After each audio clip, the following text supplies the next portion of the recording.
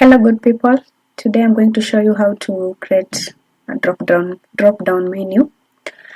For example, this one you're seeing on the screen. So when you click on this, it shows you the drop-down items.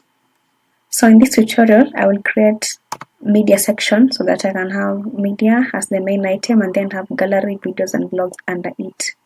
So first thing to do, I am assuming you're logged into your WordPress website already. So you'll see this customize tab here, click on it. And then you scroll down to your menu items, click on the menu items, then click on the main menu. And then we are going to add these items on our menu. So first you click on items.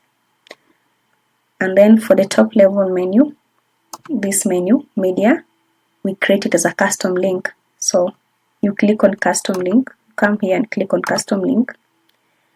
On the URL field, you just put an hash sign. So I'll put an hash sign, and then I will link text. I'll put media, and then I add to menu item. The reason why I'm doing that is to have this item not as a page. So when a client clicks on it or a visitor on your website clicks on that item, it doesn't open a new page. It just opens the items under it.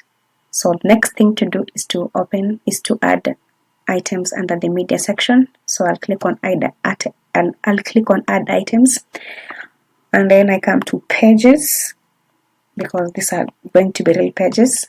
And then if you already have the pages to add on the media section, you just click on the plus sign here. But in this case I don't have. I'm going to create new pages. So I will click just write the first item was gallery, there's video, then there's blogs. So I'll do gallery and click on add, and then videos and click on add,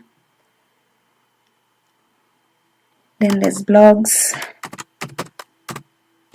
and click on add. So once that is done, I come back here to these items and I have to place these three items under the media section. What I'll do is just to click on the item and move it to the right. Click and move to the right. Make sure they're on the same level so that they're all under the media section. Oh gosh, okay. And then the blogs, move to the right. Okay, now it should be under the media. Oops. Okay. So once that is done, click on publish.